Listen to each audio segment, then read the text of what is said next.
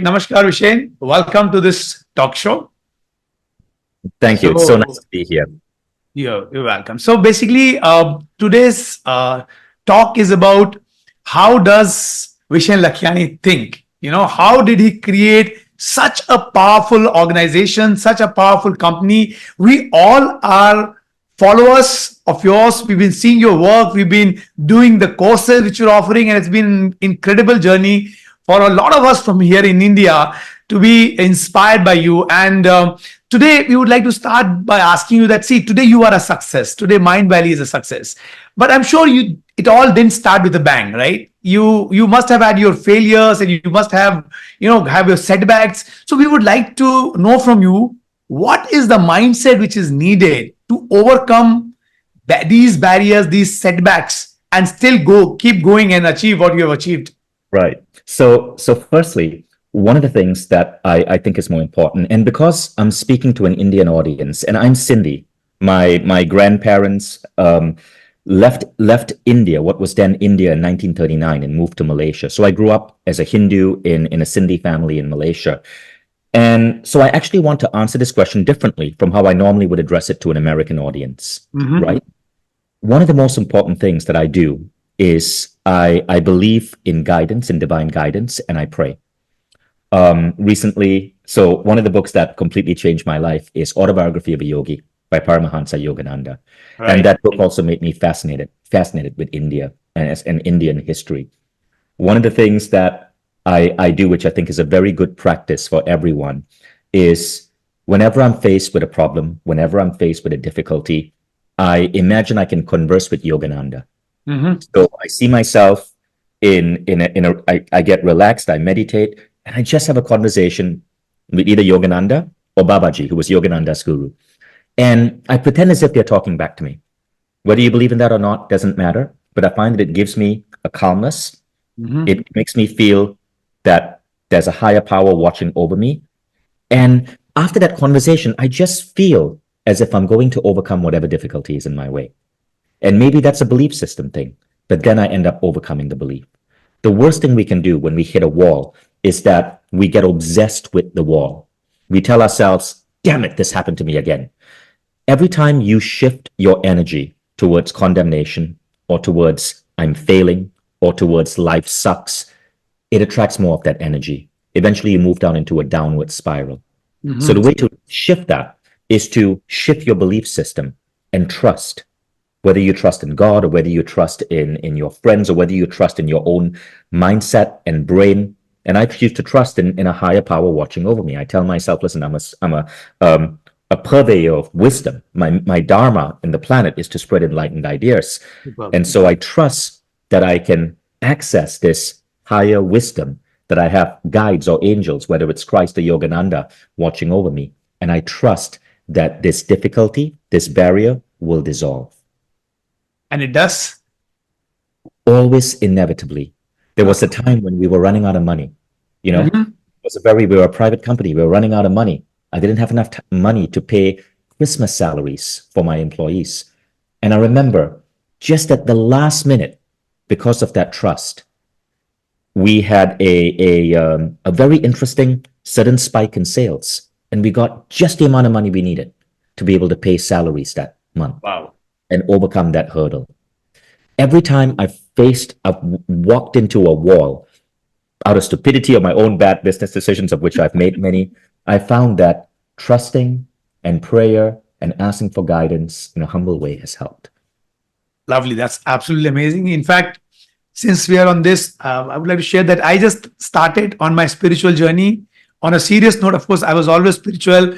I'm also Hindu, and I follow, basically I'm a practicing Hindu. So I follow all what is supposed to be done, but I was not on that with that kind of seriously. A year and a half back, I think something just struck and I said, yeah, I need to get on the spiritual path. And I've also felt the same thing which you're saying, that it really, really, really makes life much more easier, decisions, mind calmer, ideas coming in and things just going our way. I mean, I've had similar experience to what you're saying. Lovely. So another aspect of business, in one of your interviews, I remember you saying that you went through a major burnout, and Right. today business owners are overexerting themselves and they're burning out. So, what's your advice on that? How do we deal with that? So there are a couple of important things to look at over here. Now, what is burnout? Burnout is basically when your stress level overcomes your ability to cope with the stress. All of us have a ceiling, Mhm. right? Ceiling is what we're capable of dealing with. You look at a man like Elon Musk, multiple companies and so on, but even he hits his ceiling. I'm For sure. most of us, our wealth, our ambition is much less than Musk, but we still hit our ceiling. Now, to expand your ceiling, there are a couple of practices that you got to do. Now, your ceiling is basically measured through a concept called distress tolerance. Your Repeat it ability to again. talk distress tolerance. Okay. Distress Okay. tolerance. It's your ability to tolerate chaos. Sometimes they call it grit. Sometimes they call it your perseverance. But let's use the scientific term, distress tolerance. How do you raise your ability to deal with complexity? There are a couple of ways. Meditation in the morning is one of the most powerful ways. Number two, improving your health.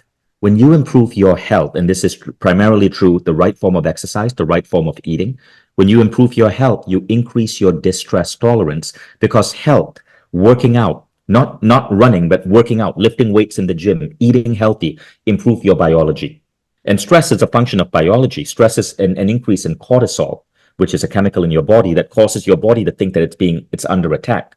Okay, so health. The third one is sleep. Now, sleep is very interesting. One of the primary things we do as entrepreneurs when we get busy is we sacrifice sleep. We say, listen, I'm just going to sleep 6 hours tonight. I'm going to wake up early. I'm going to get back at this project. But studies show that if you cut down your hours of sleep, your brain processing power goes down significantly. There was a study done with soldiers on a shooting range. At Mhm. their normal sleep, they are 90% accurate. You take away 2 hours of sleep, so they go from 8 hours to 6 hours, their accuracy goes to 50%.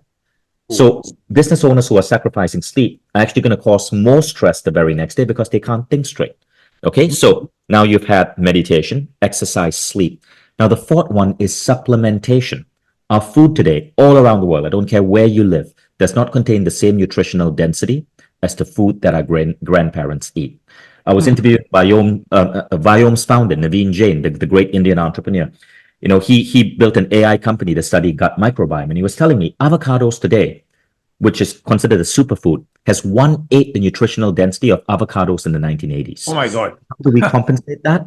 You need to take supplements. The most important supplements for relieving stress are 5-HTP. It's a natural supplement, 5-HTP, GABA, and then at night taking magnesium so you sleep well. 5-HTP, GABA, magnesium. These four things, when you bring them into your life, can have a profound impact on stress, and they're all very easy to do. Very interesting. Very, very interesting. So, in fact, apart from the last one, I also propagate the other three. I was not very sure about the science behind that, but thank you very much for sharing that. And it was very interesting to learn this. Okay, so another side of business. Okay, now you operate your business on a global level as you're traveling all over the world. Your companies and your employees are spread all over the world, and we would like to know from you what's your formula to build a world class team which reduces year on year. Okay, so the one thing to understand is that my formula is unimportant. If you're a Okay. founder, you need to create a formula that matches your lifestyle. Before the Mhm. pandemic, I had an office in Malaysia with close to 200 plus employees. Our office was one of the best places to work in Malaysia. Our office made Inc. magazine, top 10 most beautiful offices in the world. I would show up every day in that office. I'd spend 9 hours in the office every day. I knew every single one of my employees' names. I was constantly meeting people, but I was unhappy because I had no free time to travel. I didn't like living in Malaysia. I wanted to live in another part of the world. When the pandemic hit, I was forced to move to Estonia. Why? Because my children, my ex-wife is Estonian, my children are half Estonian. Malaysia was the worst hit country. Schools were closed for 2 years. In Estonia, the schools were open. So Mhm. that my kids could go to school and not go through learning at home, Yeah, I moved to homeschool. Estonia. All of a sudden, separated from the office. And you know what I found? I could work just as well from home. I didn't have to set foot in the office. And so we created a work from home policy. My employees, 70% of them chose to work from home. I chose to work from home. And we built a lifestyle where we don't watch people based on the hours they put in. It's a culture based on trust. You work from home, you have projects, you have OKRs, you have measurables, you have a team that you're responsible for, and it's built on trust because we hire good people. Now, this has given me a new way of working. We are seeing that revenue per employee has gone up considerably. The company has doubled in revenue overall, but Wow. I now have the freedom to live the life I want. And you know what I want? I want to not have to set foot in an office. I want to work from home. So if I need to take an afternoon nap to lower my stress level, I can do it. If I need to go to the gym at 4 p.m., I can do it. If I want to work from Copenhagen and experience a beautiful city, I can do that, right? So I've created a company based on, so my way is my way because it's not just about the company, it's about I choose to want to live life in some ways to be able to explore the world, experience the world. Last week, I was in Egypt exploring the pyramids. The week before that, I was in Amsterdam. During this time, I'm still talking to my team. I'm still communicating, but I'm getting to do so and run a huge company without sacrificing my personal desires, which is to experience all the beauty that the world can offer. Now, for a different entrepreneur, it might be a different set of goals. Right, right. In fact, I meet entrepreneurs day in day out. That's what my work is as a business coach, and most of them, if not all of them, they have the same aspiration as you and I have, that we should be able to build businesses and enjoy our lives as well. Today, I operate business in India, in Dubai, in Singapore, and I live in Thailand. I got least amount of business in Thailand, but I love the place, so I live in Thailand, That's and so I wonderful. yeah, Right. Exactly, yeah, exactly. So, yeah. so there's a key idea in that for everyone who seeks to listen. So tell me a little bit more. Like now, the team is on remote control. So what are the things which you guys do to have the productivity going? A lot of business owners have this fear So, that if I leave them, probably everything will drop down if I move away. so there are a couple of things that as a leader you can do to Hmm. make sure that the productivity is happening, right? So one of the things that I do is there's a great book called Great CEOs Are Lazy.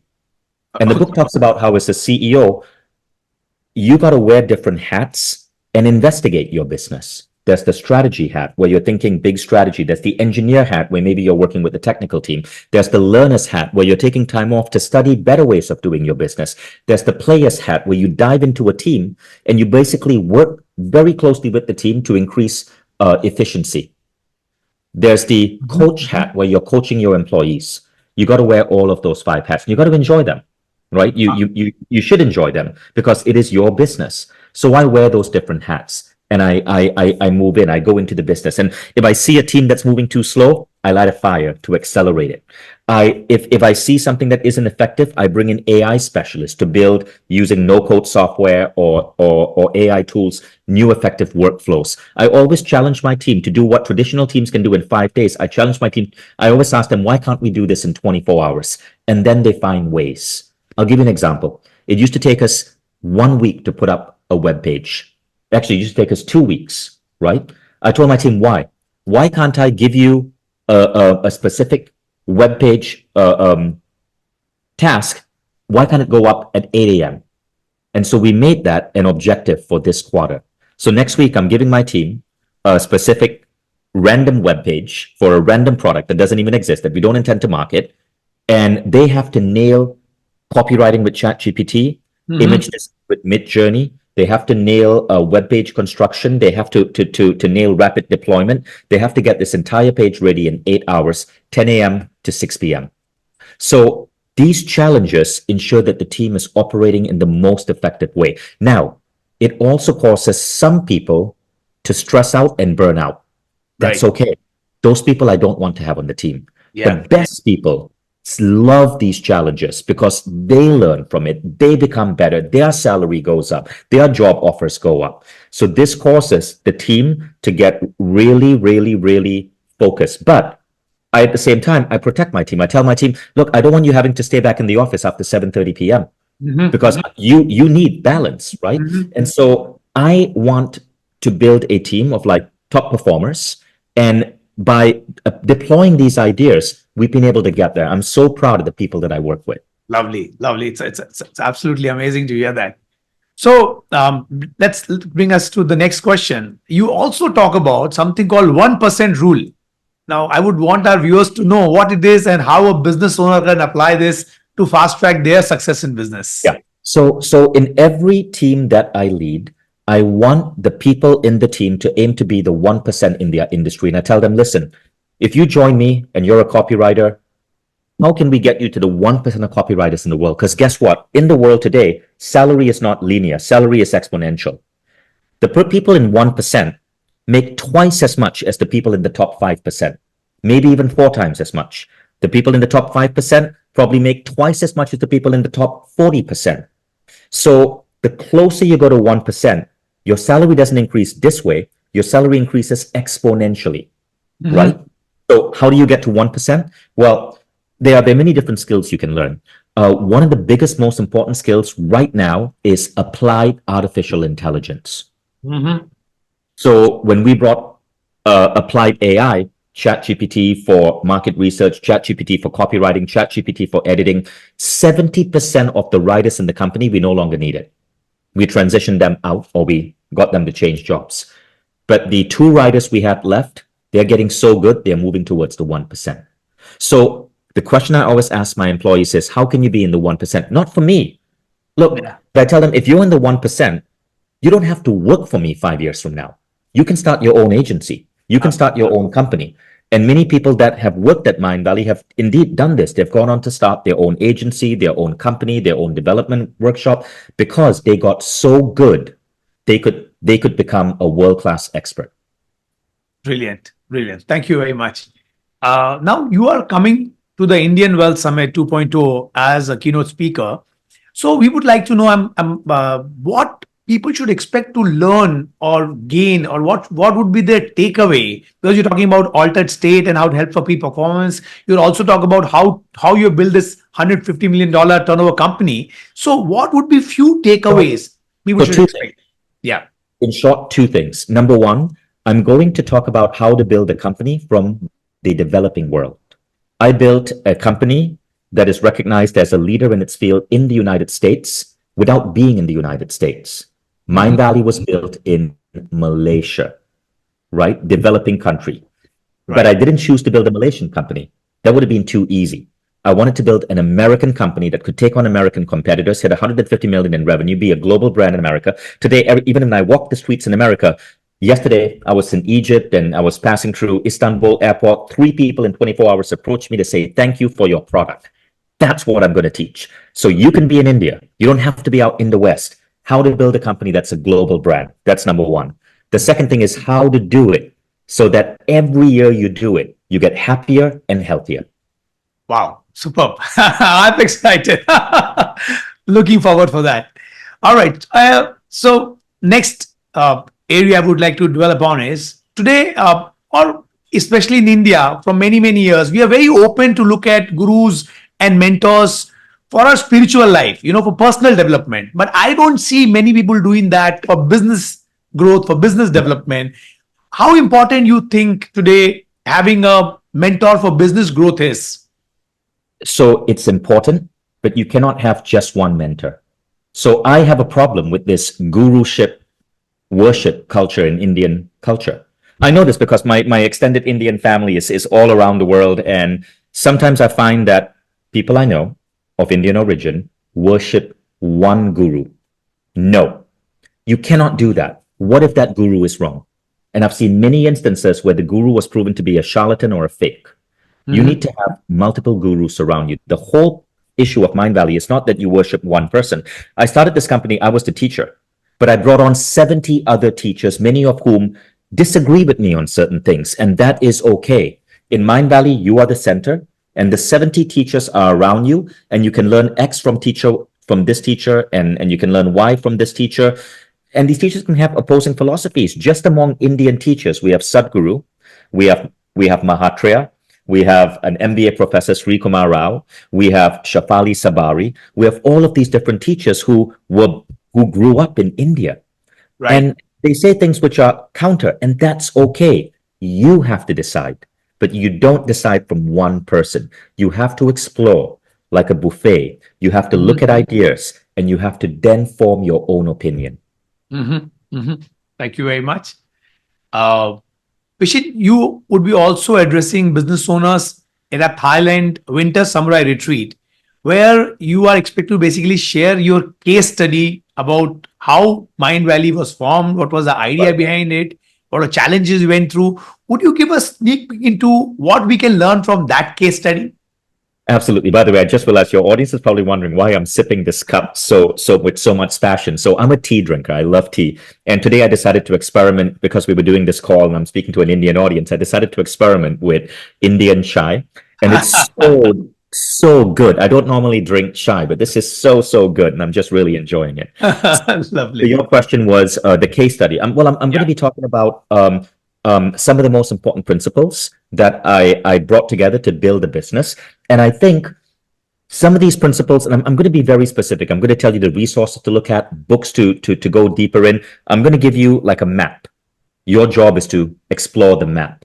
But so there'll be ideas that you will have to dig in deeper, but I'll give you the resources. I'll tell you what books to read, who to follow, what videos to watch.